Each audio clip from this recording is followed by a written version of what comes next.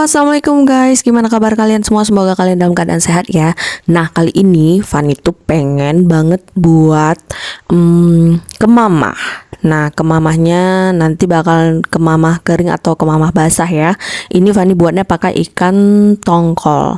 Jadi ini sebelumnya Fanny rebus. Ada juga sebagian orang yang ngebuatnya itu ikannya digoreng, tapi Fanny pengen buat dengan ikan yang direbus. Jadi ikan yang kemarin yang banyak itu Fanny rebus aja semuanya, biar nanti kapan pengen dibuat untuk olahan itu tinggal pakai aja, jadi mudah.